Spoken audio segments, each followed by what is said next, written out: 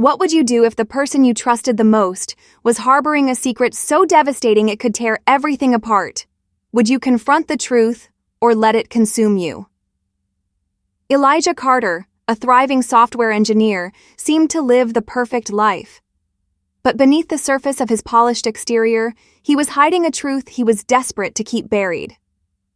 His wife, Monique, grew increasingly frustrated with their distant and passionless relationship, leading her to question the foundation of their marriage. When their nephew, Deshaun Bennett, came to visit, his presence set off a chain of events that would unravel secrets and lead to a shocking and deadly climax. Beneath this family's seemingly perfect image lies betrayal, deception, and a crime no one could have foreseen. Before we dive into this jaw-dropping story, don't forget to like this video and subscribe to True Crime Tales. This is one case you won't forget.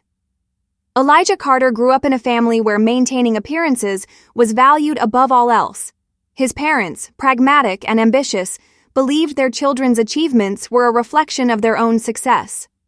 They pushed Elijah to excel, to rise above the challenges of being a black man in America, and to embody their vision of success: a stable career, a respectable marriage, and a life free of scandal.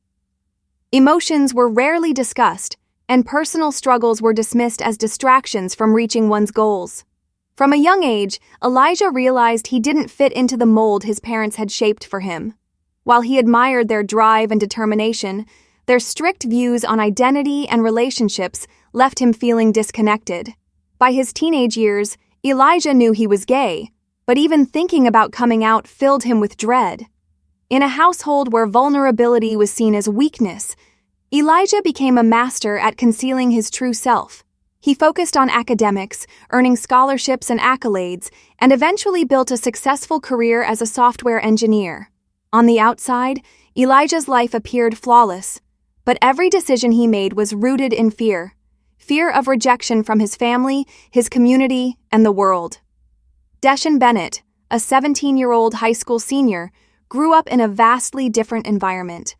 The youngest child of Elijah's older sister, Deshaun was raised in a household that celebrated individuality and self-expression. His mother, who had overcome her own struggles with societal expectations, encouraged her children to embrace their identities unapologetically. She often said, "The world's going to judge you no matter what, so you might as well live your truth." This upbringing gave Deshaun the confidence to live as his authentic self. Though he faced bullying at school, his mother's unwavering support and love empowered him to stand tall. Deshaun found a community of friends who valued him for who he was and learned to navigate the world with resilience and pride. Unlike Elijah, who had spent his life hiding, Deshaun never felt ashamed of his sexuality. When he visited his uncle, he admired Elijah's accomplishments, but couldn't ignore the tension beneath his carefully controlled demeanor. To Deshaun, Elijah represented a cautionary tale, a man whose fear of judgment had cost him his happiness. For Elijah, Deshaun's openness was both inspiring and unsettling. Witnessing his nephew's freedom forced Elijah to confront the life he had built on lies and the happiness he had denied himself. The stark contrast between them, one bound by fear, the other unshackled by self-acceptance, set the stage for an emotional collision that would change both of their lives forever. Their shared family history revealed how upbringing could shape one's destiny. While Deshaun's mother empowered him to be himself, Elijah's upbringing conditioned him to suppress his identity. This difference would ignite a series of events neither of them could have foreseen. Monique Carter, born Monique Henderson, was raised in a middle-class Chicago family. Her parents, both educators, instilled in her a strong work ethic and a drive for excellence. As the eldest of 3 siblings, Monique was an overachiever, excelling in academics and extracurriculars. Her discipline and determination paid off, earning her a full scholarship to Howard University, where she studied marketing and communications. At Howard, Monique thrived, becoming a top student and developing the poise and charm that would define her professional persona. After graduation, she rose quickly in the corporate world, gaining recognition for her ability to deliver results while maintaining a warm and approachable demeanor. Despite her professional success, Monique longed for a fulfilling personal life, a loving marriage built on trust and mutual respect. By her early 30s, she had begun to question whether she could achieve the balance she dreamed of. Her career was thriving, but her personal life often felt stagnant until she met Elijah Carter. Monique believed she had finally found the partner she had been searching for, but as time went on, their relationship began to unravel. The passion and connection she craved were absent, and her growing dissatisfaction led her to question everything about her marriage and the man she thought she knew. This intricate web of secrets, family dynamics, and personal struggles would lead to a confrontation with devastating consequences, proving that no secret can stay hidden forever. She had experienced a handful of relationships over the years, but none of them had the depth or promise to go the distance.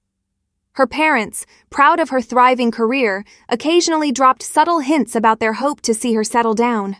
Monique herself longed for a partner who could not only match her drive, but also share her vision of building a stable, fulfilling life together. That's when she met Elijah Carter. It happened at a corporate networking event, one of those professional gatherings where polite conversation and the clinking of glasses filled the air. Monique had been invited as a guest speaker to share her expertise on marketing strategies in the tech industry, a field where she excelled. Elijah, a rising star in software engineering, attended the event more out of obligation than genuine interest. However, the moment his eyes landed on Monique, his indifference melted into curiosity. Monique's charisma and confidence immediately captivated Elijah. She commanded the room effortlessly, exuding warmth without arrogance. Elijah, usually reserved and uncomfortable in social settings, found himself drawn to her. When a mutual colleague introduced them, their conversation flowed naturally. They talked about work, their shared love of Chicago-style pizza, and the pressures of family expectations. By the end of the evening, Elijah had mustered the courage to ask for her number. For Monique, Elijah seemed like everything she had been searching for: intelligent, stable, and kind. He didn't try to impress her with grand gestures or overconfidence, and she appreciated his quiet strength and attentiveness. For Elijah, Monique represented an opportunity to solidify the life he believed he needed to project, a life that met everyone's expectations. Her ambition and poise made her an ideal partner, someone who could help him maintain the illusion of perfection. They began dating soon after. Monique was swept off her feet by Elijah's thoughtful gestures and support for her career ambitions. He planned meaningful dates, respected her goals, and seemed genuinely invested in her happiness. For Elijah, however, the relationship was less about love and more about appearances. Struggling with his lack of physical attraction, he convinced himself that marrying Monique would help him suppress his true feelings. A year into their relationship, Elijah proposed. Monique, seeing him as everything she had ever hoped for in a husband, accepted without hesitation. Their wedding was a grand celebration, attended by family and friends who viewed them as a power couple destined for greatness. But even in those early days, their marriage rested on a fragile foundation. While Monique envisioned a partnership filled with love and mutual respect, Elijah saw their union as a shield, a way to protect himself from the judgment and rejection he feared if the truth about his identity ever came to light. The cracks in their relationship, invisible to outsiders, were already beginning to show. Daishan Bennett's visit to the Carter household was intended to be both a family obligation and an opportunity. At 17, Daishan admired his uncle Elijah's professional success and hoped to learn from him, aspiring to follow a similar career path. Elijah had always been a symbol of stability in the family, someone Daishan looked up to, even if he had long suspected that Elijah's picture-perfect life was not as flawless as it appeared. There was another reason for the visit. Daishan's mother, Elijah's older sister, had encouraged the trip, sensing her son needed a change of scenery. Daishan had recently endured a painful breakup that left him questioning his self-worth and future. His mother believed time with Elijah, a man she viewed as grounded and wise, could help her son regain his confidence. "Elijah, Daishan looks up to you," she had said in a phone call weeks earlier. "It might be good for him to see what's possible if he stays focused." Eager to maintain his image as the supportive uncle, Elijah agreed. He saw the visit as a chance to offer mentorship and strengthen family ties. Monique, too, welcomed the idea of hosting Daishan. She appreciated his lively energy and hoped his presence might break the monotony of her strained marriage. For Deshawn, the visit was meant to be a fresh start, a distraction from his heartbreak, and an opportunity to reconnect with family. What he didn't anticipate was how deeply the visit would change the course of all their lives. The day before Deshawn arrived, the Carter household was unusually quiet. Monique busied herself preparing the guest room, fluffing pillows, and folding fresh linens. She moved through the house with a faint smile, grateful for the chance to host a family member and hopeful that his presence would inject some life into her stagnant routine. Elijah, on the other hand, buried himself in work, typing furiously at his desk in his home office. The thought of Deshawn's visit made him uneasy, though he couldn't pinpoint why. Perhaps it was the memory of his sister's candid conversations about her son's openness and confidence, qualities Elijah both admired and envied. Deshawn's self-assurance was a stark reminder of everything Elijah had suppressed. That evening, Monique prepared a simple dinner, hoping to lure Elijah out of his office for a shared meal. He joined her at the table, his face unreadable, and they ate in near silence. Monique attempted to make conversation, sharing her excitement about Deshawn's visit, but Elijah responded with brief, detached answers. Frustrated but accustomed to his emotional distance, Monique let the matter drop. Deshawn arrived the next day, just before noon. His energy was infectious as he stepped through the door, pulling Monique into a warm hug and greeting Elijah with a firm handshake. "Hey, Uncle Elijah, it's been forever," Deshawn said, his voice full of genuine enthusiasm. Elijah offered a polite smile, carefully concealing his inner unease. Monique had gone all out to make Deshawn feel welcome, baking his favorite cookies and stocking the kitchen with his favorite snacks. Deshawn noticed immediately. "You remembered?" he said with a laugh, biting into a cookie. "Aunt Monique, you're the best." Elijah watched from a distance, his hands tucked into his pockets. He observed Deshawn's ease, his natural charisma, and his comfort in his own skin. A pang of emotion stirred within him, envy, admiration, or perhaps something deeper that he couldn't quite name. The day passed in a blur of casual conversation and shared laughter. Monique was thrilled by the liveliness Deshawn brought to the house. Elijah, however, found himself retreating into quiet introspection, his carefully constructed facade feeling more fragile by the moment.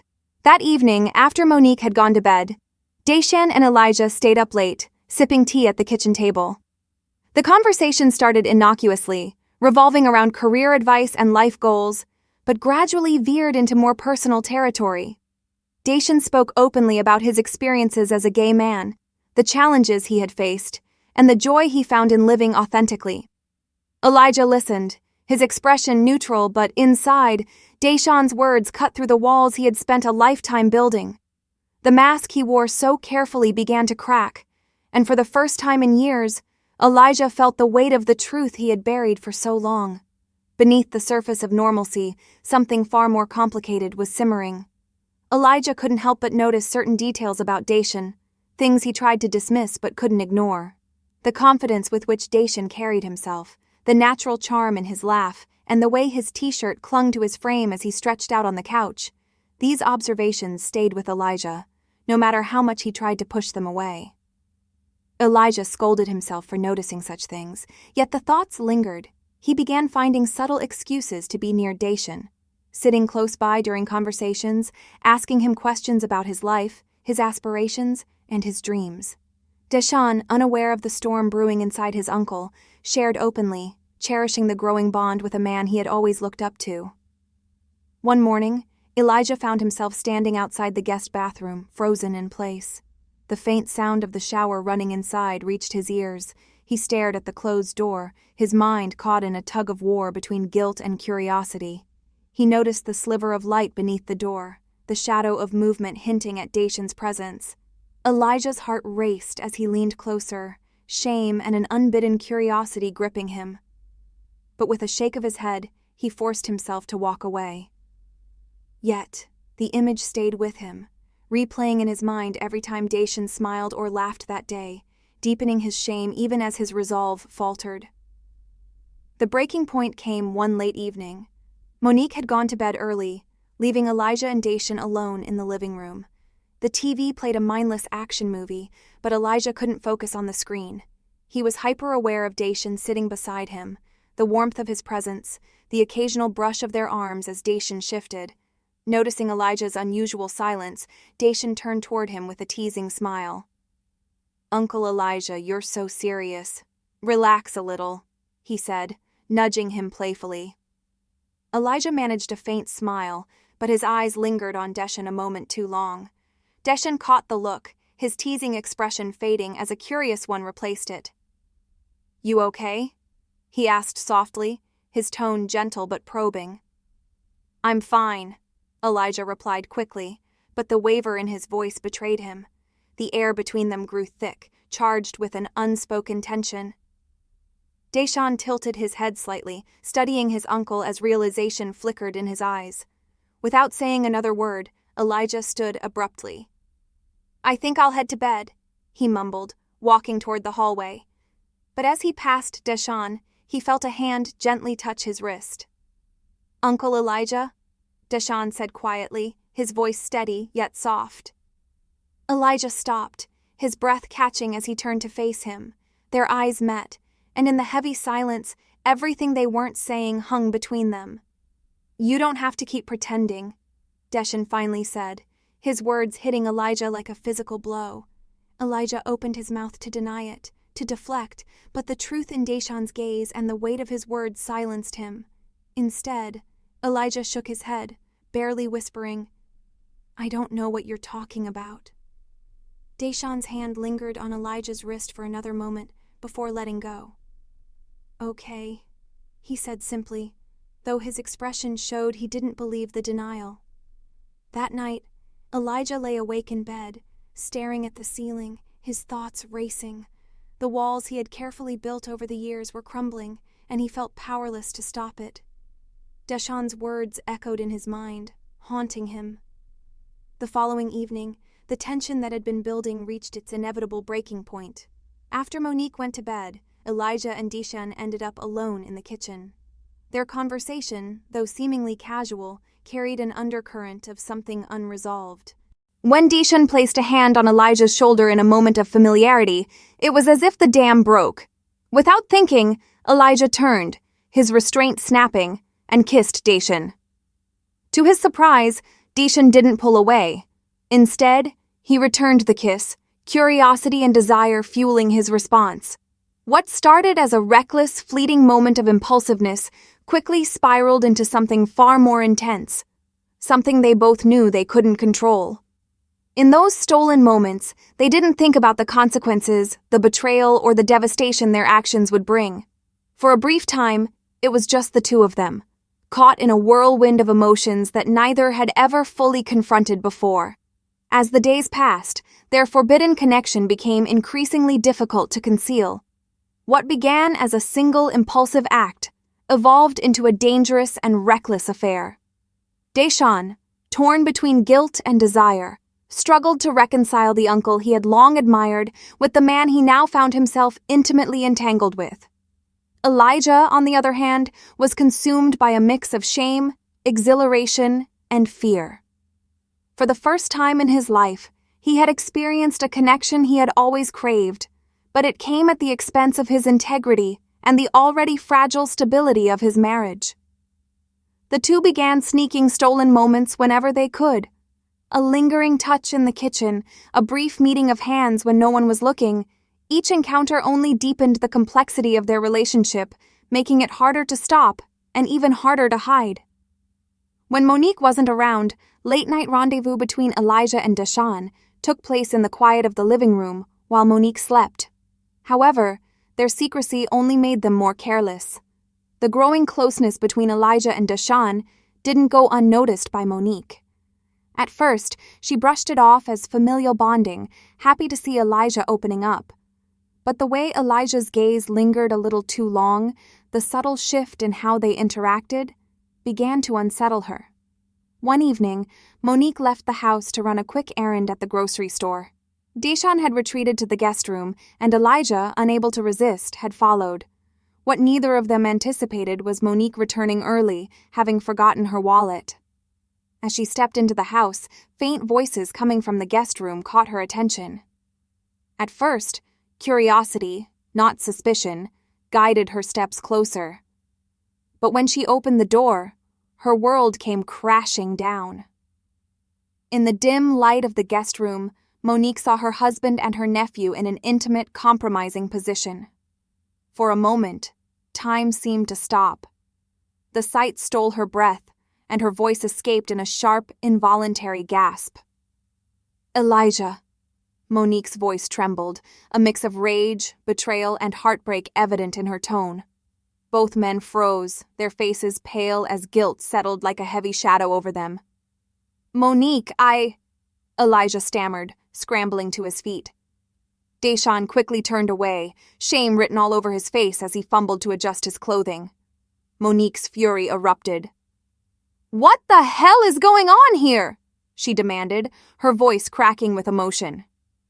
Tears brimmed in her eyes, but her anger gave her strength. "With him? Your own nephew?" Elijah reached out to her, but she recoiled as though his touch burned her skin. "Monique, let me explain," he pleaded. "Explain what?" she snapped, cutting him off. "That you've been lying to me for years, that you'd rather be with—" She couldn't even finish the sentence, gesturing angrily toward Deshaun. "Is this why you've treated me like I don't exist? Like I've been invisible all these years?" Elijah's shoulders slumped under the weight of her words. For the first time in their marriage, he stopped hiding. "Monique," he said quietly, "I'm gay. I always have been." The confession hung in the air, detonating like a bombshell. Monique stared at him in disbelief, tears now streaming freely down her face. "You're gay?" she repeated, her voice trembling. "You married me to what? To hide it?" "I thought I could make it work," Elijah admitted, his voice thick with guilt and shame. "I thought I could be the man everyone expected me to be. I never meant to hurt you." Monique let out a bitter, hollow laugh, her devastation now mingling with fury. "Hurt me?" she said, her voice breaking. "Elijah, you've destroyed me. You've lied to me for 10 years. Deshaun, unable to endure the confrontation any longer, muttered a quiet apology and slipped out of the room. Monique didn't stop him, her focus fixed entirely on Elijah, the man she thought she knew, now a stranger before her. The aftermath of that night was unbearable. The house was heavy with silence, filled with Monique's anger and heartbreak. But the worst was yet to come. Monique's frustrations with her marriage had been simmering for years. In the early days, she told herself Elijah's lack of intimacy was temporary, a phase brought on by stress or work demands. But as the months turned to years, the distance between them became an unbridgeable chasm. Elijah's touch became rarer, his excuses predictable, fatigue, deadlines, or general distraction.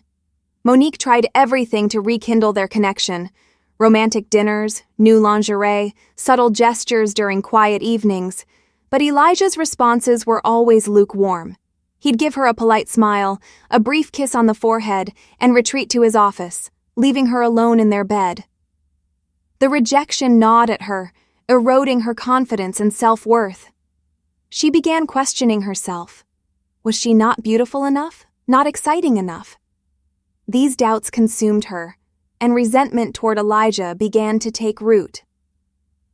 Desperate for validation, Monique found herself seeking attention elsewhere. It started unintentionally. One drunken night at a friend's party, when a flirtatious coworker showered her with compliments. His words felt like balm to her bruised ego, and when he kissed her, she didn't stop him. That night was a whirlwind of passion, a sharp contrast to the cold indifference she had grown used to at home. Though she hated herself afterward, she rationalized it as a mistake, vowing it would never happen again. But the emptiness at home only deepened, and eventually, one lapse turned into a pattern. Monique began seeking out other men, brief, meaningless encounters that served as temporary fixes for the ache of being unloved. She ignored the risks, brushing aside the nagging voice in her mind warning her of the consequences. But one of those encounters carried a silent danger. Monique unknowingly contracted HIV during one of her affairs, though she remained asymptomatic and completely unaware. When Deshaun came to stay, Monique welcomed him warmly, grateful for the distraction. She adored his charisma and humor, enjoying how he lit up the house with his energy. But while she was distracted by her hosting duties, Elijah was grappling with inner turmoil. Dacian's presence reawakened desires he had long tried to suppress, creating a dangerous tension under the same roof. One Monique, blinded by her own frustrations, failed to notice. It wasn't until that fateful evening when Monique unexpectedly returned home early and stumbled upon Elijah and Dacian in the act that her world completely unraveled. The sight of them together ignited an explosion of fury, and she unleashed her anger in a torrent of accusations. Elijah, desperate to calm her and salvage what little remained of the situation, confessed the truth he had hidden for so many years. He was gay, and their marriage had been built on a foundation of lies. For Monique, the confession was the ultimate betrayal. All the years she had spent questioning her worth, the guilt she carried from her own infidelities, all of it now seemed like a cruel joke. It hadn't been her fault. It was all because of Elijah's secret. The revelation left her feeling hollow, but the nightmare was far from over. When Dacian fell ill weeks later, the situation took a catastrophic turn. His diagnosis of HIV sent shockwaves through their already fractured lives. Elijah, consumed with concern, got tested as well. The results confirmed the unthinkable. He was HIV positive. The discovery shattered any remaining sense of stability, leaving them both in stunned disbelief. Elijah, who had always considered himself healthy, began to trace the origins of the virus. The puzzle pieces came together slowly but painfully. His rare moments of physical intimacy with Monique were the only plausible source. The bitter truth emerged. Monique, completely unaware of her own condition, had unknowingly transmitted the virus to him, and in turn, Elijah had passed it to Dacian. The guilt was suffocating for all three of them, but Monique's remorse quickly turned to rage.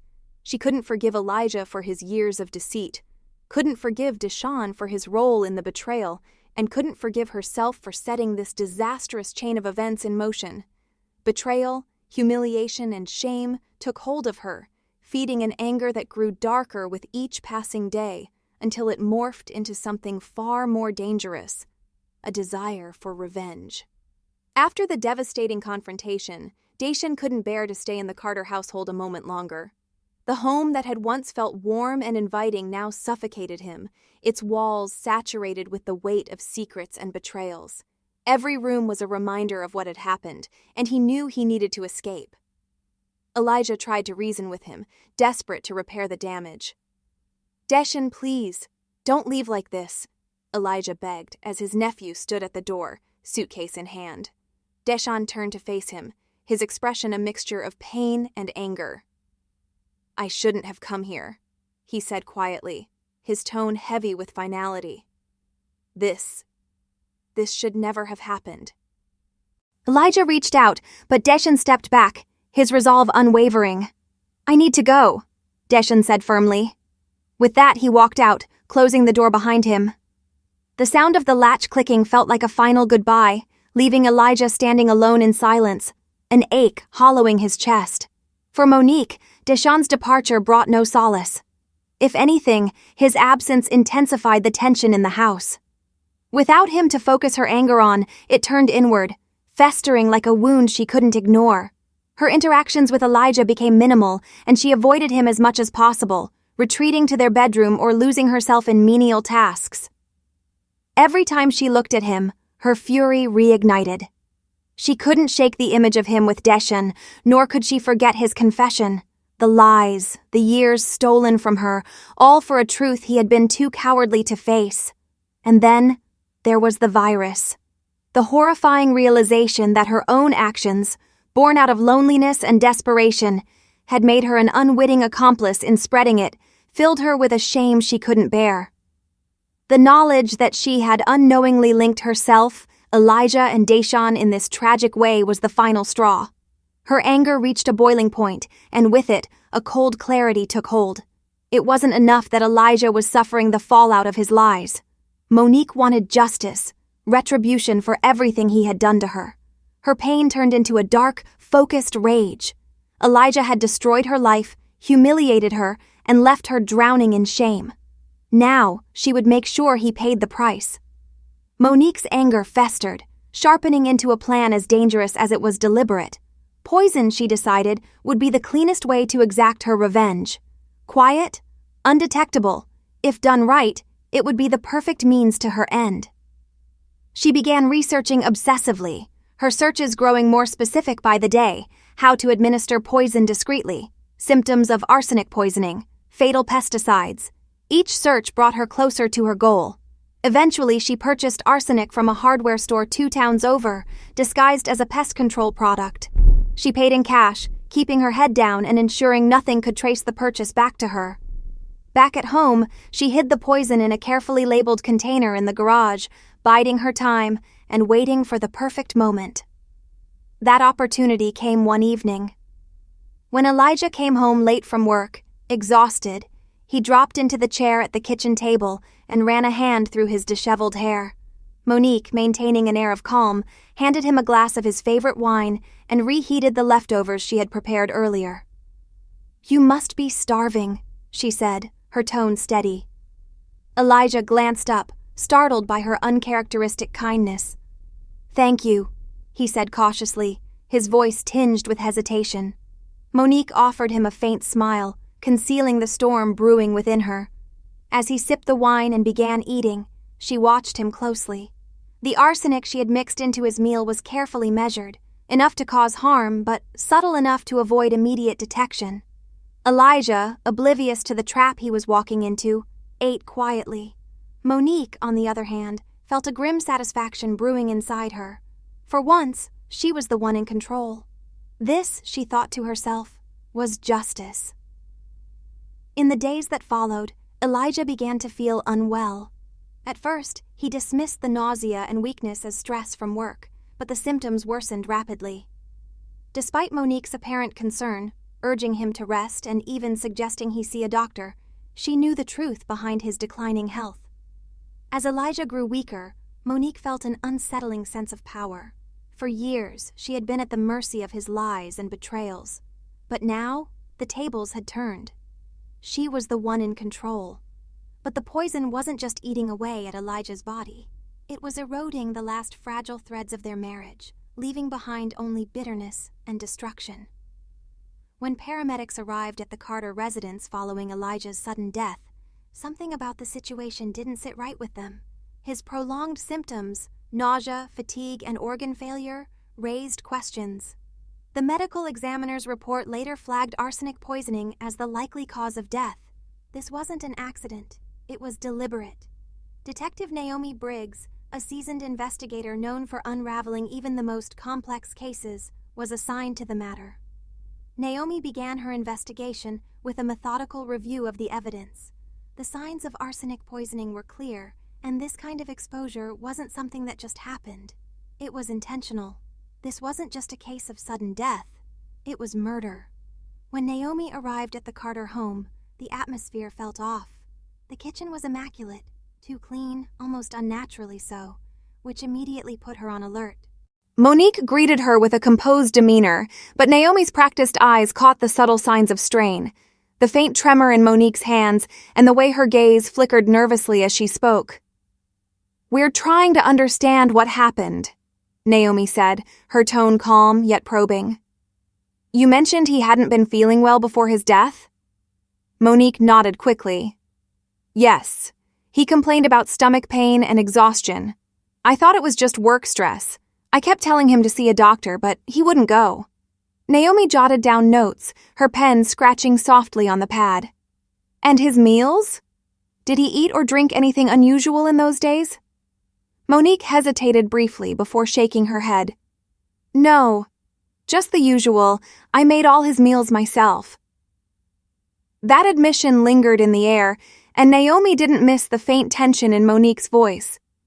Filing it away in her mind, Naomi continued the questioning before requesting permission to search the house. Monique's agreement was hesitant, but polite. "Of course," she said, stepping aside. The search began in the kitchen, with Naomi and her team inspecting every cabinet, drawer, and corner. It was in the garage, tucked behind cleaning supplies, that they found it, a small container labeled as pest control. Naomi picked it up carefully, her gloved hand steady as the weight of the discovery settled in. Back at the lab, the contents of the container tested positive for arsenic, matching the compound found in Elijah's system. But Naomi knew a case like this required more than just one piece of evidence. She needed an unbroken chain to link everything together. The digital forensics team was called in to analyze Monique's devices. What they uncovered sealed the case. A string of incriminating searches, symptoms of arsenic poisoning, how to poison someone undetectably, lethal toxins, all time-stamped in the days leading up to Elijah's death. Armed with this evidence, Naomi brought Monique in for questioning. In the sterile, windowless interrogation room, Naomi presented the facts, one by one. The poison, the internet searches, the strained marriage confirmed by neighbors who had noticed the growing tension between the couple. Monique's calm exterior began to crack under the weight of the accusations. Her hands trembled and her voice wavered. Finally, with tears streaming down her face, she broke down, confessing everything. Her voice was barely a whisper as she admitted, "I didn't mean for it to end like this. I wanted him to feel the pain I've carried for so long. I wanted him to understand what he did to me." Naomi listened in silence, her pen poised but unmoving. She had heard countless confessions in her career, but this one was especially tragic, a tangled mess of betrayal, secrets, and unintended consequences that had spiraled out of control. When Monique finished, Naomi let out a slow, measured breath. "Monique Carter," she said quietly, "you're under arrest for the murder of Elijah Carter." As Monique was led away in handcuffs, the weight of her actions bore down on her. The life she had built, the marriage she had clung to despite its cracks, was now reduced to nothing but ashes. On the day of Monique's trial, the courtroom was packed. Reporters jostled for space, eager to report on every sordid detail of a case that had shocked the community. The prosecution wasted no time painting a damning picture of Monique, a woman consumed by anger and revenge, willing to cross the line into murder. The gallery sat in stunned silence, watching as the layers of a tragic and twisted story unfolded. A story of betrayal, secrets, and pain that had left devastation in its wake. The prosecution painted Monique Carter as a calculating murderer whose rage and jealousy had driven her to commit an act of cold-blooded precision. This wasn't a moment of impulsive anger, the prosecutor argued. This was deliberate.